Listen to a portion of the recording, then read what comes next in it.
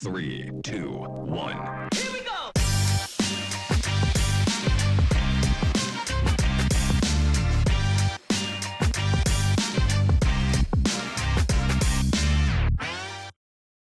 Hello there, welcome to another exciting episode of We Talk, your go-to source for the latest news and events happening in and around Windhoek. I am Aurelia Afrikaner, your host. But as you know, we will start with Talk of the Town before we give you what's lined up for today. So do stay tuned as we'll be right back after a short commercial break. Aqua Services and Engineering. Since June 1st, 1993, Aqua Services and Engineering has been a cornerstone of water management in Namibia, serving utilities, industries, and mining clients with unwavering dedication. With a strong focus on water and wastewater treatment systems, water treatment chemicals, and mining reagents, ASE stands out as a reliable partner in ensuring sustainable water solutions. 30 years of water passion and innovation. Scan the QR code, please.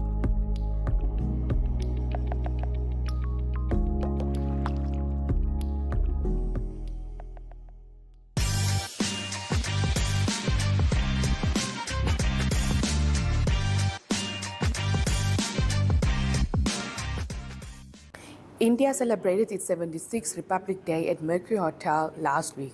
The enduring friendship between India and Namibia highlighting significant milestones. This year marks the 75th anniversary of our Republic Day, a significant milestone commemorating the adoption of the Constitution of India. Over the course of these 75 years, India has largely fulfilled the commitments enshrined in our Constitution, which aspires to secure justice, liberty and equality for all citizens. In addition to fostering the advancement and prosperity, this framework has also reinforced the unity and integrity of India. We have achieved this within a democratic paradigm, drawing upon the pluralistic and consultative fabric of our society. The enduring relationship between India and Namibia, founded on solidarity, shared concerns, and mutual support, has gained renewed momentum over the past year through high-level engagements and bilateral initiatives. We are further extremely grateful that the Government of the Republic of India has donated 1,000 tons of rice and 1,000 tons of maize towards Namibia's drought relief efforts. I'm informed that the donation has finally arrived. The Government of India continues to be instrumental in helping the people of Namibia to make the Vision 2030 to become a reality.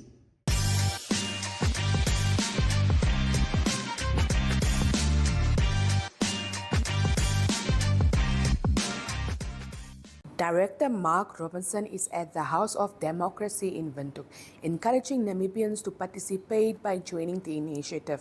He talks more about it. Securing access to better jobs by a country receiving more by way of taxes to invest in a country's infrastructure, its hospitals, its roads, and a whole variety of public services. So this should be a win-win for country members. Why do countries sign up, you may ask? They sign up because we have at our heart three main objectives. One is to ensure that the resources in a country, in the natural resources sector, are used for securing development and progress. Secondly, because we are a transparency organisation, putting as much information in the public domain about the sector can serve a useful purpose in a country's efforts to combat corruption. The mere existence of that information in the public domain makes a big difference. It's a resource that the media can use and scrutinise and report on. It can be used by civil society for accountability purposes. But it can also inform government policymakers. So we do want to make sure that information is useful to all constituencies. Another purpose of the ITI is to support revenue mobilisation. It's not always the case that all the taxes and royalties and fees in the sector paid by industry reach the Treasury.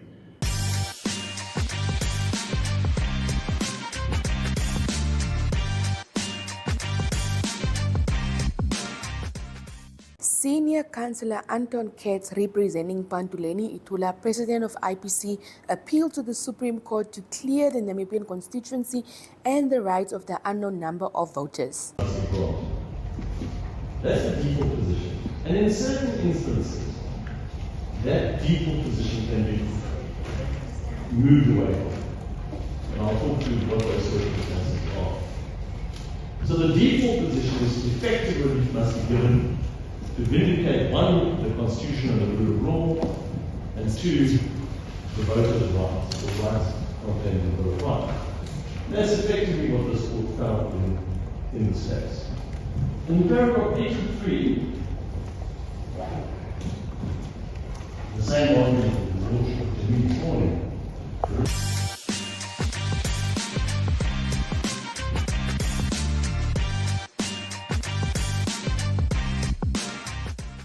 Justice Hosea Ankula has questioned Anton Katz, Senior Counsel representing IPC President Pantuleni Itola, on why he is pushing to have the entire presidential election declared invalid instead of seeking self-review. Investigate that review. Why necessarily set aside the election? Justice, sorry, I'm arguing the third option. Your option is giving me a fourth one. There may be any others. I'm not commenting on that. All I'm saying is the president. I want to know from your client's perspective why that was not an option. Well, I'm not suggesting it's not. Sorry? I'm not suggesting it wasn't an option. I see. I'm not suggesting It just escaped your mind. No. There might be other options. I'm not commenting on. But what I'm saying is the president came to court and he said to this court, I had two options. All I'm suggesting is there were other options. I pointed out one, and your lordship has pointed out another self-review option. Or not a self-marked self-review, your lordship's option was another one. Awesome. And that other option may or haven't come up.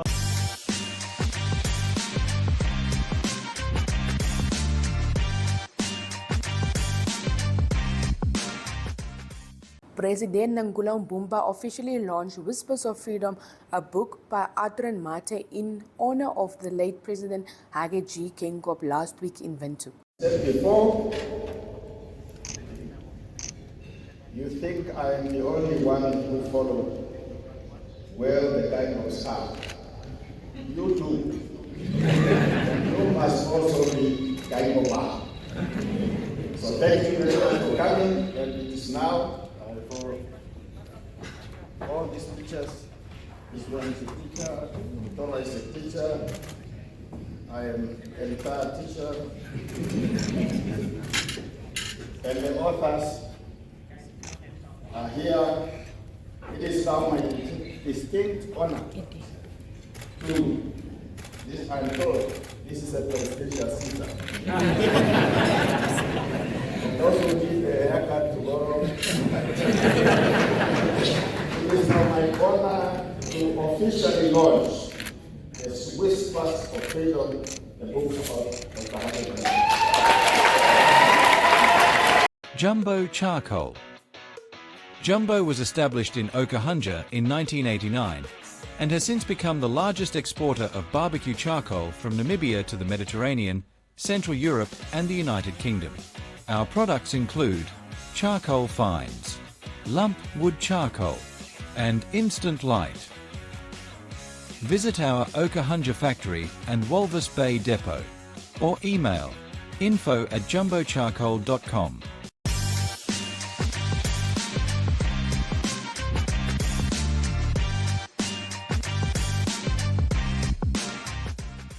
I hope you guys are informed about what's happening in and around Windhoek. But for now, we will have a look at Dandako Kengos as she wrote a poem for her late father. She read the poem last week at her father's book launch titled Whispers of Freedom.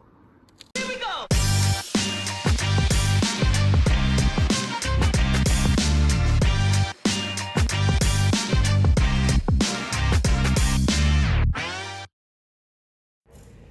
My father's hands,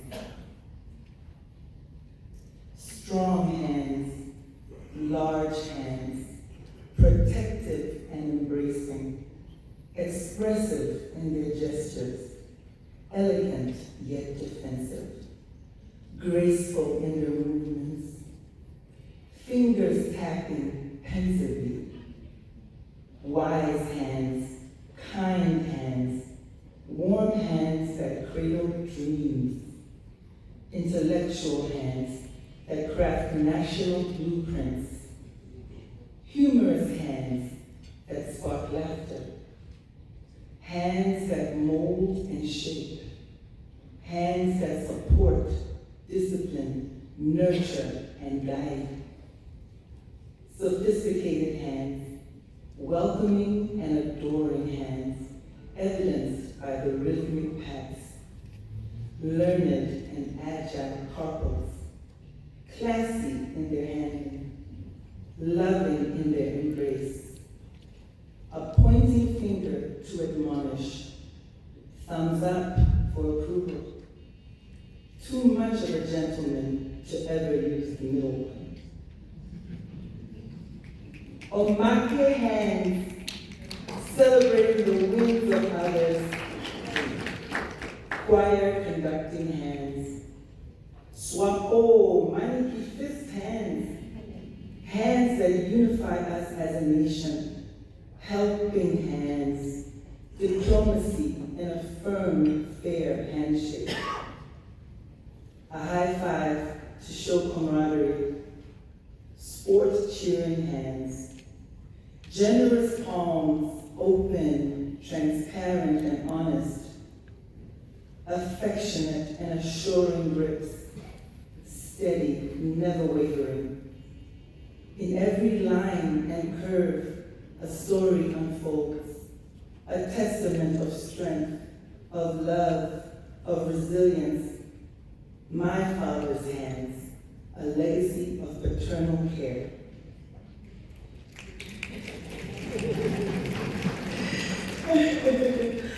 Bootsen Transport and Drilling.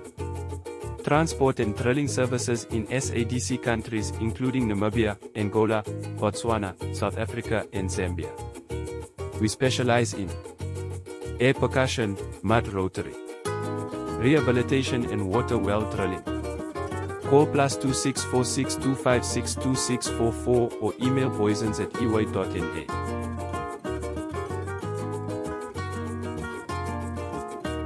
And for the next episode, we will have a look at Audrin Mathe, the author of Whispers of Freedom. He will tell us about the book, his experience during writing the book, and with conversations he had with the late president. So have a look. Kan paneelkloppers en insleepdienste. Contact us at 0625624438 or email koen08@iway.na. I wanted to stand before you this evening, not only as author of the book, but a curriculum of life that has profoundly shaped the political and social landscape of Namibia. The journey of this book spans more than decades, marked by conversations, reflections, and deep desire to capture the remarkable story of a man whose life embodies ideals of freedom, justice, and leadership. The inspiration to write this book was one seemingly in ordinary moments, but one that carried great significance. About 30 years ago, the American president made our breakfast. Commissioner Jambo is here. He was sitting having breakfast and he said, "Oh, the president is having breakfast, you may want to join me." When I did that, I didn't know that the conversation was actually last night. This was 2012. You were talking about the documentary that I produced for television to mark his 60th birthday. That program is titled Game of Sound. So you were talking about how you have that program.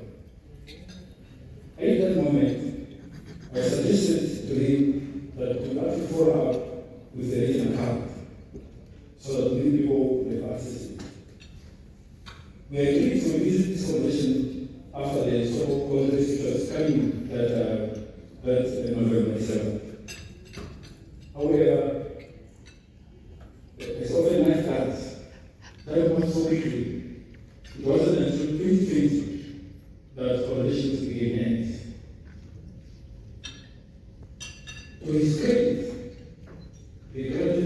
me full access to his life and experiences.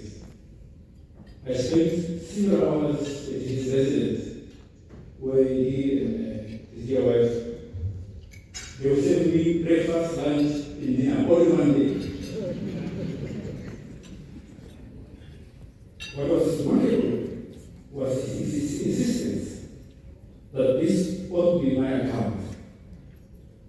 He never attempted to influence my perspective or censor my findings about what he was for me and those that I spoken to. Every assertion made in the book is sourced either from him or someone I was spoken to, or a written document, or my own experiences having worked with him before when I was friends. While I'm the author of Whispers of Freedom, this book would not have been possible without the contributions of many individuals. I'm deeply grateful to the founding president, whose revelations of sorrow and President Jacob's frustration in it added valuable contribution and context to the book. Also, President Mula, a long-time friend of the president, played a critical role in fact-checking the dates, the places, the names of people.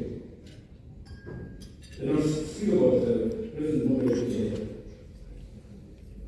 But this moment, that I will never forget, I had given a manuscript to the Vice President Mula to say, from the Vice President, is this? President says it's this, but he thinks he must double check. When I go to his office, he was sitting there with a big red guy. Then I said, I believe that we can each goes to his office. You are going to make between 0 and 50%. And I wasn't willing to get 50%. So he said, there is, open your document. So he opened his as well. He said, no, you need to look at this person again. At the end of the meeting, he said, now go and publish the whole thing. After that, I went back to the president and said, look, this is what we're doing now. But I must say that the president already saw this in the decision. So why are you here? You must be right. So after that, again, I'm not afraid of the president, Speaker of the National Assembly, Professor Israel. Again, I gave him the manuscript. Professor, maybe it's something that President Muma missed here. Give him some comments. Again, he did something. He actually wrote down his own comments when on a paper for me, as a fact. So I'm thankful to very many individuals who contributed to this, who gave their memories and insights about President Kennedy. Their voices have helped paint a portrait that is multifaceted. For Gego, as leader, diplomat, administrator, and human being. Whispers of Freedom tells a story that spans decades. It begins with the president's communities in Namibia, his departure to exile, his journey to the United States for education. It also chronicles his time with Soros, representative of the UN, and his historical role as union in Zambia. The book also discusses his return to Namibia in June of '89 and his leadership as Soros Director of Relations. Again, I discussed President Jacob's experience as Prime Minister, his departure from government in 2002, his attempt to political leadership. After that, it also explores his role to presidency and reflects on his philosophy of governance and leadership. There are many lessons out of this book. One is humanity gender. On the 6th of December, we were traveling to wanted something done, but that's something to be done needed the Minister of Finance to get involved. This is the Minister of Finance was President Muma. He asked me, call Muma, those are exactly words, call Muma. So I tried, I couldn't reach him on the phone. After a while, I gave Prime Minister some feedback that I couldn't find Muma. So I said, I couldn't find him without saying who it is. Then he said, who? Then he said, Muma. Oh, it's also a friend, you also call him Muma.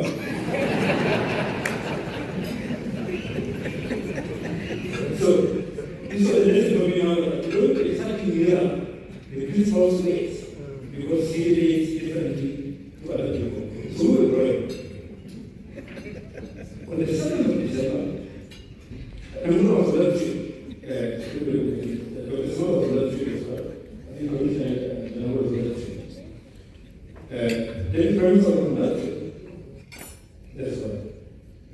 This town hall meetings, they actually had spirit team. They were always there when I was Prime Minister. So they had a town hall meeting in Fatima. So a young man came to Dr. Smada and said, I want to see the Prime Minister. So he said, what is it about? So he explained his story. So after the meeting, Dr. Smada whispered to the Prime Minister, he came around to see. So we whispered down to the car from the hall. Then he says, my name is Charles Sierra. You funded my studies. That was the first time President Diego hated that story, that we had to leave people they never met before. Today, Charles Sierra is the Secretary General of the Nigeria Football Association.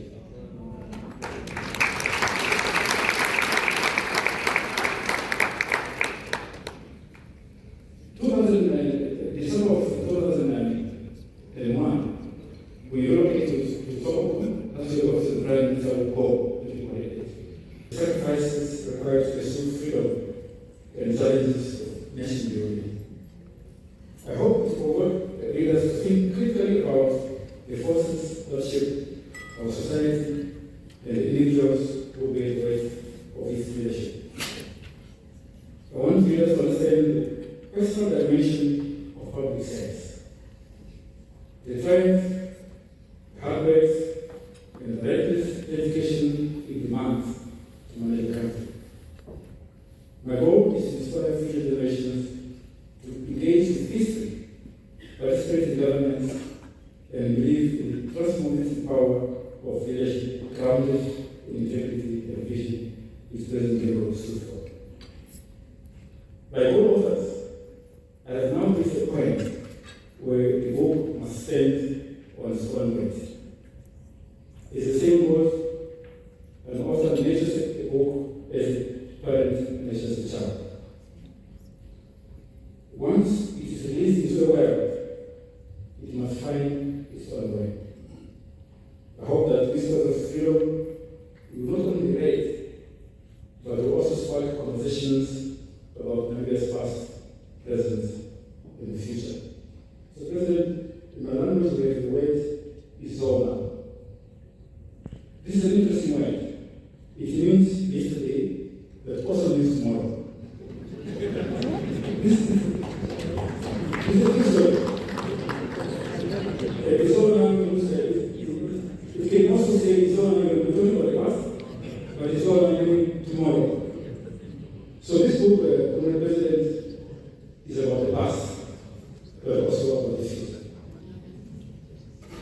I wish to extend the deepest gratitude to my tribe, Jennifer Audrin Mathe, for their unwavering patience and support during these long nights and needless days of writing. The Family Butchery. We offer a variety of fresh meats, including beef, lamb, pork, and chicken. Visit us at 345 Church Street, Go Bobbies. Contact us 0625622262 08155499696.